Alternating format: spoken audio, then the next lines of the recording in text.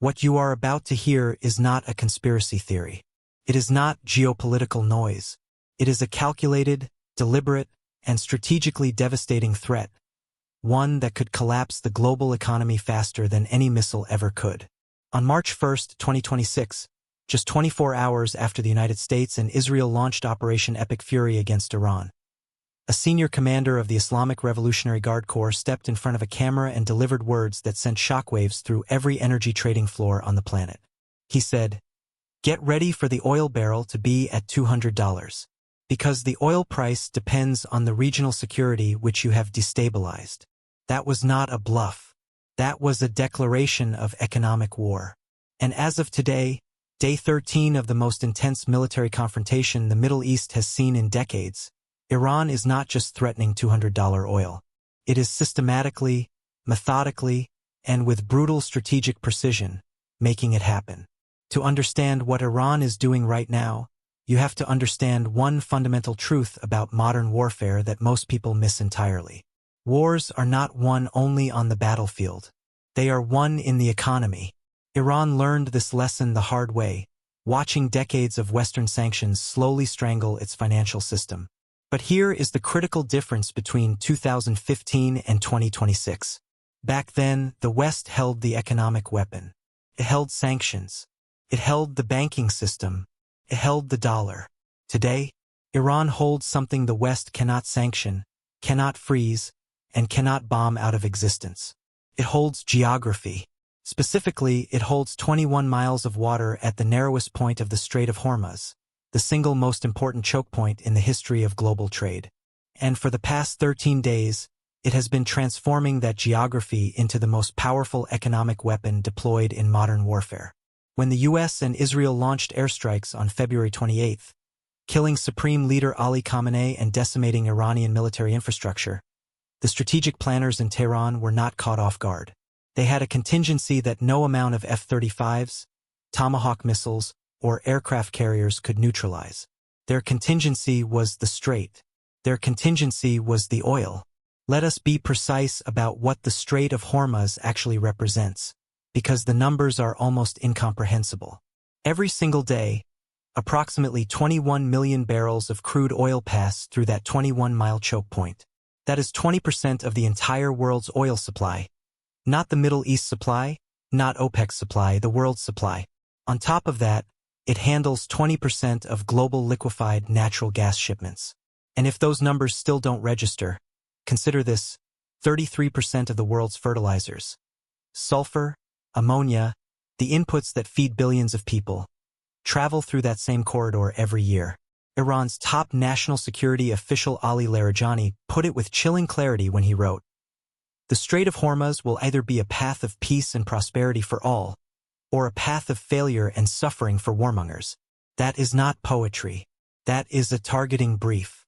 The IRGC's strategy has been named by energy analysts as economic internationalization, the deliberate act of forcing every country on Earth, including those with no stake in the US-Israel-Iran conflict, to feel the pain of this war in their wallets, at their gas pumps, and on their supermarket shelves. Euronews. They are not just targeting American tankers. They are targeting Thai-flagged vessels, Japanese tankers, Marshall Islands registered cargo ships. The message is unmistakable. No one is neutral. No one is safe. And the price of doing nothing is rising by the hour. Now here is where the military analysis becomes critical, because Iran is not just threatening to close Hormuz. It is deploying a three-layered naval strategy to make the closure a physical reality. Layer 1, the sea mines. According to multiple U.S. defense intelligence sources, Iran possesses between 2,000 and 6,000 naval mines, stockpiled over decades precisely for this scenario. As of this week, the U.S. Navy has confirmed Iranian vessels are actively laying mines in the strait. On Tuesday alone, U.S. forces destroyed 16 Iranian mine-laying boats. But here is the brutal arithmetic. Iran still retains 80 to 90% of its mine-laying fleet. The U.S. is draining resources faster than it can resupply them. Layer 2, explosive drone boats. Iran has deployed expendable surface drone boats, essentially floating kamikaze vessels packed with explosives, directly into commercial shipping lanes. In the past 48 hours, 6 vessels have been struck. 2 oil tankers in Iraqi territorial waters were set ablaze, killing 1 crew member. Layer 3.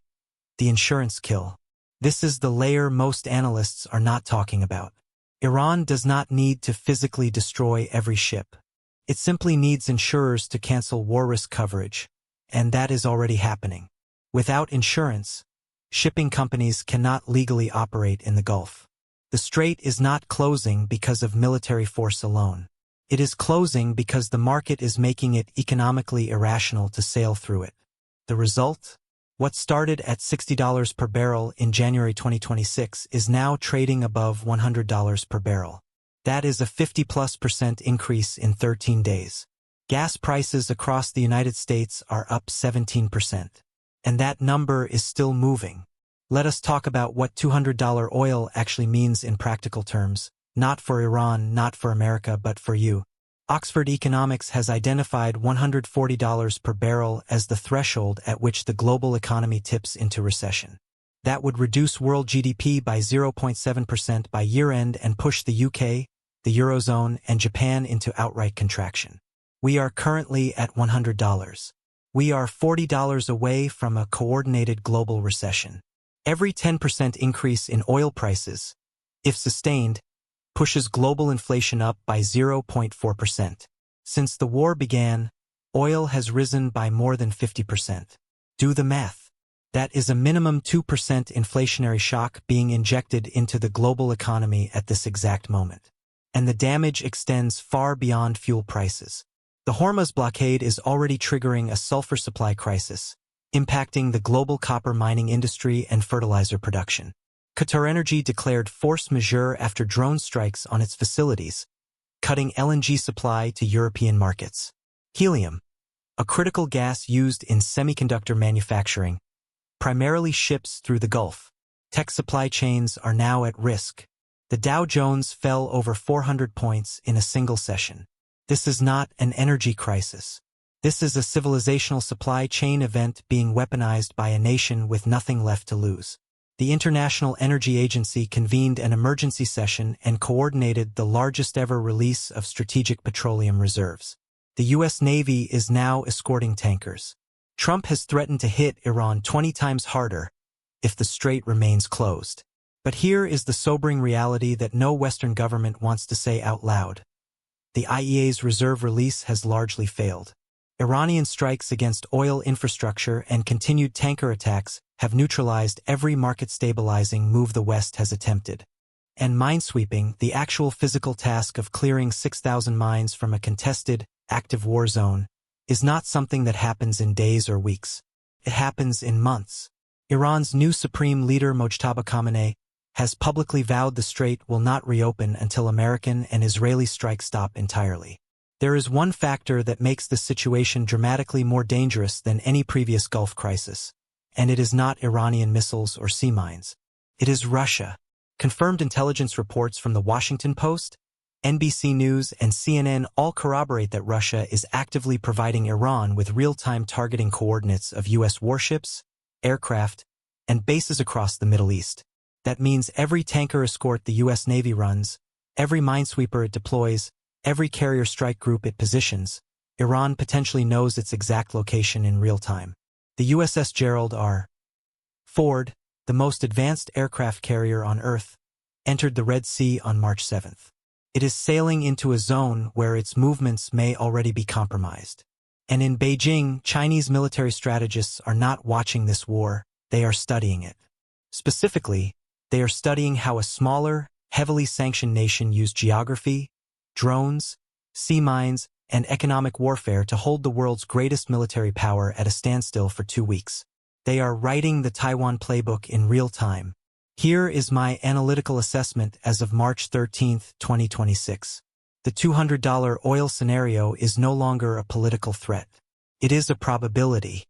The former chief economist of the IMF has publicly assessed it as achievable if the Hormuz closure extends beyond 4 to 6 weeks. Every day the war continues without a ceasefire moves that needle further toward reality. Iran has fundamentally changed the nature of this conflict. It entered this war militarily outmatched, and responded by changing the battlefield entirely. It took the fight off the airstrikes, off the missile exchanges, and planted it directly in the global economy. In doing so, it has created pressure not just on Washington and Tel Aviv, but on Brussels, Tokyo, Beijing, and New Delhi. The most dangerous aspect of Iran's final economic weapon is not that it destroys infrastructure. It is that it forces the world to choose sides, not in a military sense, but in an economic one. Countries dependent on Gulf energy cannot afford to remain silent much longer. The political pressure building in Europe and Asia is real, and it is accelerating. The next 72 hours will determine whether this war stays a regional conflict or becomes something the global economy cannot absorb. One thing is certain: Iran has fired its most powerful weapon, and it did not need a single missile to do it.